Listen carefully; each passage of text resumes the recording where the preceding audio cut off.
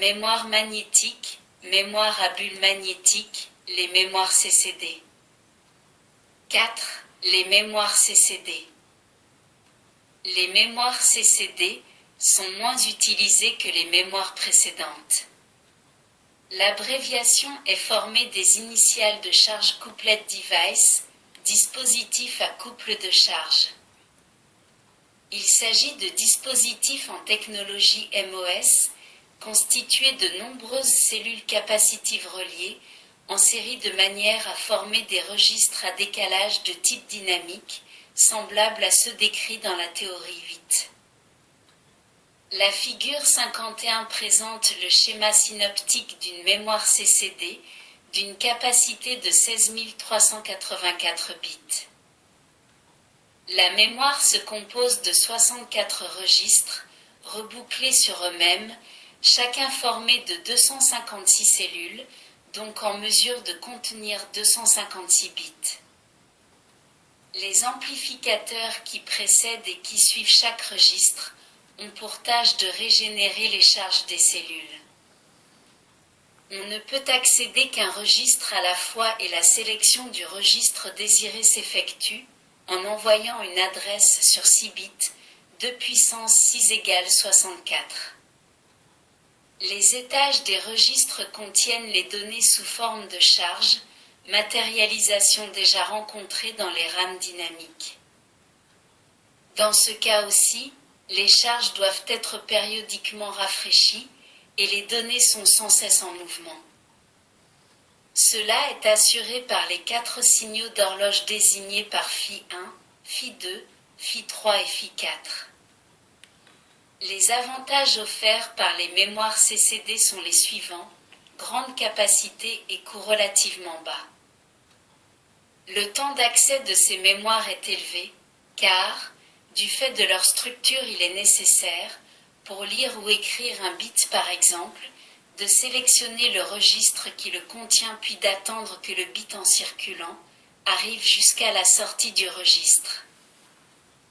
Rappelez-vous que les RAM, comme les ROM, sont des mémoires à accès aléatoire, c'est-à-dire que le temps nécessaire pour l'opération de lecture ou d'écriture est indépendant de la position physique, dans la matrice de la mémoire, de la cellule à laquelle on veut accéder.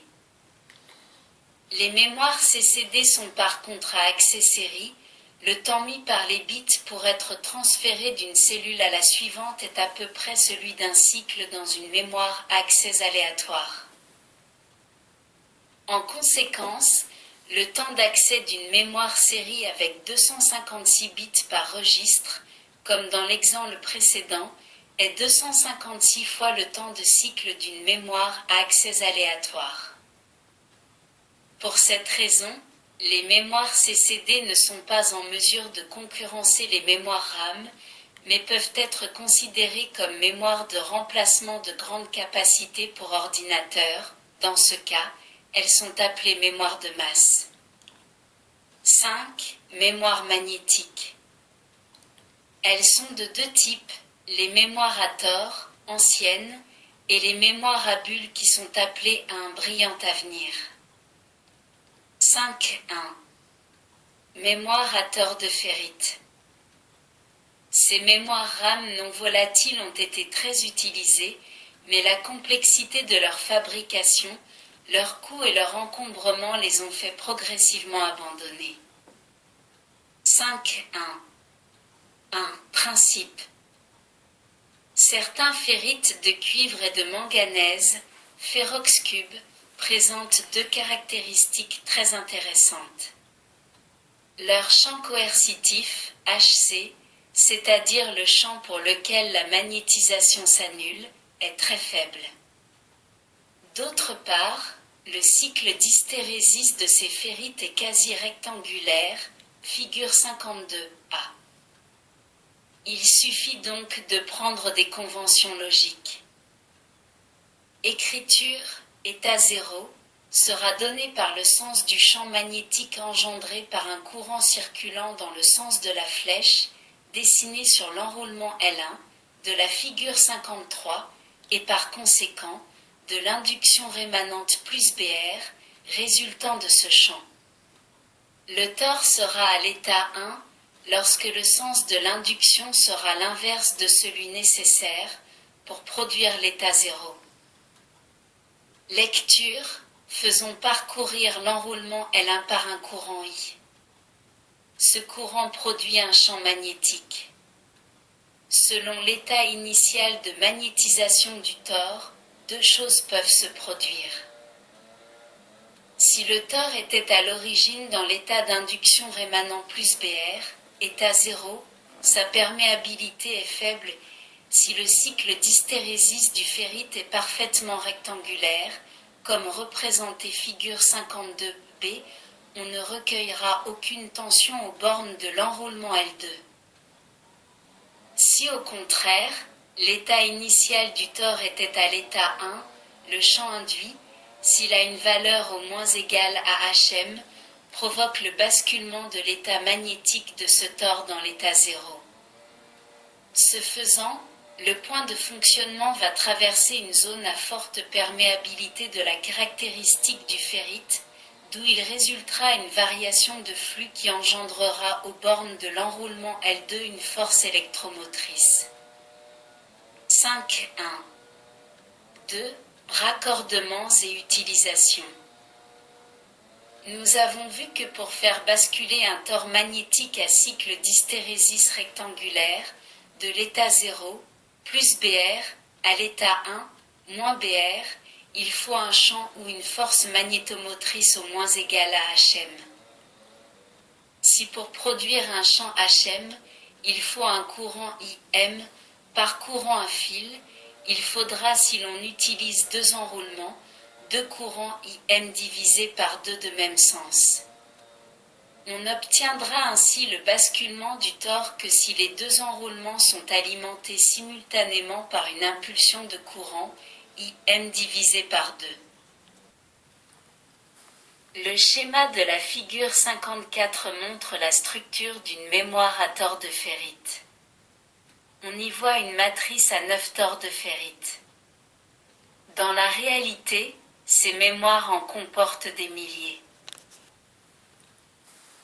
Ce principe de coïncidence des courants est celui utilisé dans les mémoires magnétiques.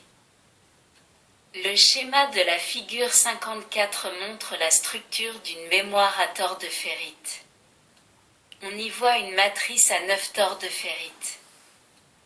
Dans la réalité, ces mémoires en comportent des milliers.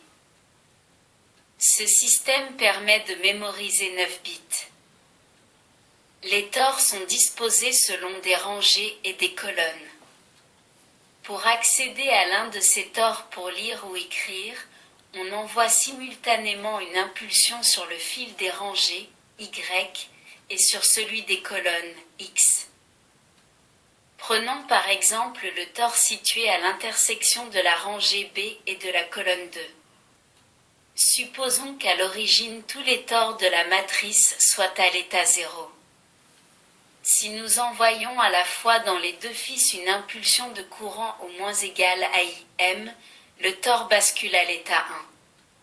Si maintenant nous faisons parcourir les deux mêmes fils par un courant de sens inverse, le tore va rebasculer dans l'état 0, et le fil de test qui traverse tous les tores de la matrice sera le siège d'une impulsion résultant de la lecture, de l'information contenue en mémoire. Nous voyons que la lecture de la mémoire est destructive, c'est-à-dire que l'information est perdue après chaque lecture. Il est donc nécessaire dans cette technologie de réécrire l'information après chaque lecture. Dans les systèmes proposés par les constructeurs, au lieu d'inverser le sens des impulsions dans une paire de fils pour la lecture et l'écriture de l'information, on utilise deux fils verticaux et deux fils horizontaux alimentés en sens inverse. Une paire est spécialisée pour l'écriture et l'autre pour la lecture.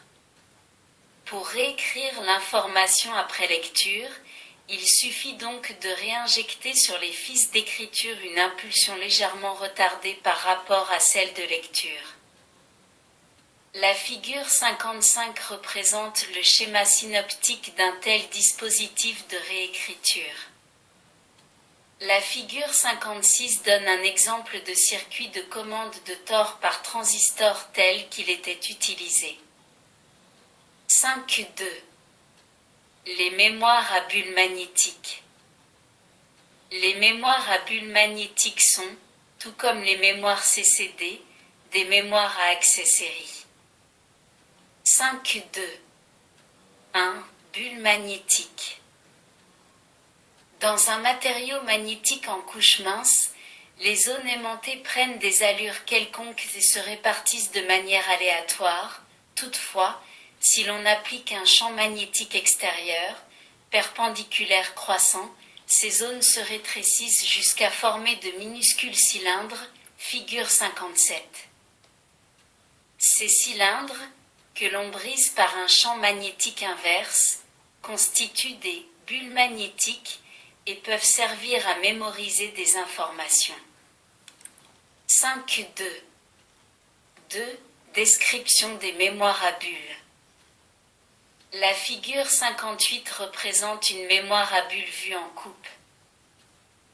Les bulles de 2 micromètres de diamètre circulent dans la couche magnétique mince, 2 à 3 micromètres, déposées sur un substrat non magnétique, généralement un grenaditrium gadolinium ou de verre. Le champ magnétique permanent extérieur, perpendiculaire au plan de la mémoire, est indispensable à l'existence des bulles. Il est fourni par un jeu d'aimants permanent. Un champ magnétique tournant est fourni par 2 petits enroulements orthogonaux en fils d'aluminium. Ce champ magnétique tournant très faible par rapport au champ magnétique permanent, dit de stabilisation, permet de faire circuler les bulles, figure 59. Les bulles sont guidées dans leur déplacement par un guide en permalois dont les motifs varient suivant les constructeurs, figure 60. 5.2. 3. Fonctionnement des mémoires à bulles. Une mémoire à bulles est constituée d'une sorte de registre à décalage, rebouclé sur lui-même dans lequel une bulle représente un bit 1 et son absence, un bit 0. Pour écrire en mémoire, il faudra donc créer des bulles. Pour lire, il faudra détecter la présence des bulles. Mais il faudra attendre que les bulles correspondant à l'adresse choisie défilent dans le détecteur de bulles du fait de l'accès séquentiel de la mémoire, d'où la nécessité de les faire circuler. On réalise tout cela en organisant différents trajets en anneaux ou en boucles grâce au guide en permalois. La figure 61 montre l'organisation d'une mémoire à bulles. Afin d'augmenter la capacité de ces mémoires, on ajoute à l'anneau principal des anneaux secondaires qui sont de petits registres en anneaux dans lesquels circulent les bulles. Pour lire la mémoire, il faudra sélectionner l'anneau secondaire, transférer les données de celui-ci dans l'anneau principal puis lire les données en série. Nous voyons sur la figure 61 qu'il est nécessaire pour lire une information de dupliquer la bulle. En effet, la lecture étant destructive, on fabrique grâce à un circuit approprié un double de celle-ci et c'est cette nouvelle bulle qui passe dans le circuit de lecture alors que celle d'origine continue à tourner dans la boucle principale. La détection de la bulle proprement dite s'effectue au moyen d'un pont de magnétorésistance. La bulle, en passant sur une magnétorésistance, produit alors une impulsion de tension. Le transfert de la bulle d'une boucle secondaire à la boucle principale est réalisé grâce à un circuit spécialisé appelé poste de transfert et dont le principe ressemble à celui du circuit de duplication. 5.2. 4. Propriétés des mémoires à bulles. Les mémoires à bulles magnétiques présentent l'avantage de posséder une grande capacité, de l'ordre de 1 million de bits, sous un faible volume mais ont un temps d'accès élevé, 10 à 50 millisecondes. Elles sont appelées à remplacer les mémoires de masse à disque magnétique du fait de leur grande fiabilité, de leur faible poids et de leur volume restreint. La mémoire donnée, en exemple à la figure 61, comprend 157 boucles secondaires, de 641 bulles chacune, soit 100 637 bits. Certaines mémoires comprennent plusieurs boucles principales, on dit qu'elles ont plusieurs pages. Les mémoires à bulles disponibles dans le commerce sont conditionnées en cassettes comprenant l'ensemble des circuits nécessaires à leur fonctionnement. Leur capacité varie de 60 kilooctets à 4 mégaoctets, leur temps d'accès est de quelques dizaines de millisecondes. Avec les mémoires à bulles s'achève ce panorama des mémoires. Dans la prochaine théorie 13, vous pourrez voir les réseaux logiques programmables qui, dans certains cas, peuvent avantageusement remplacer les mémoires ROM car ils sont moins coûteux.